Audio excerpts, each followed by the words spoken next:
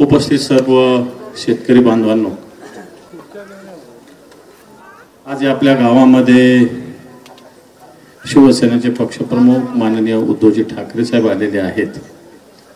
त्यांनी महाराष्ट्राचे मुख्यमंत्री म्हणून कारभार सांभाळलेला होता आणि आपली 2 लाख रुपयाची कर्जमुक्ती उद्धवजी ठाकरे साहेबांनीच केली होती।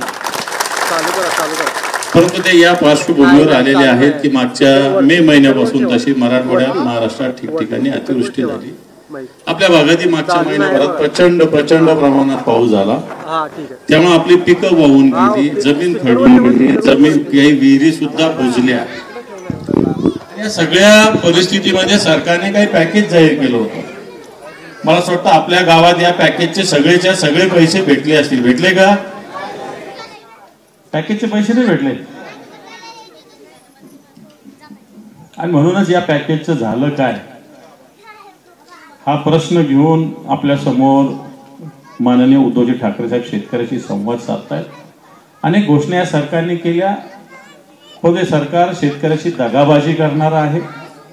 आणि या दगाबाज सरकार ज्या पद्धतीने शेतकऱ्याला दगाबाजी करते त्याला दगलबाजीनं उत्तर आपल्याला देण्याची आवश्यकता आहे।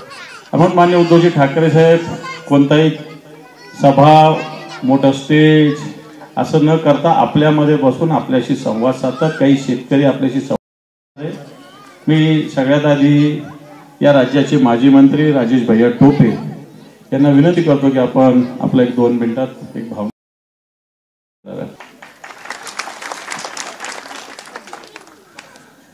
आपल्या सर्वांचेच आवडते नेते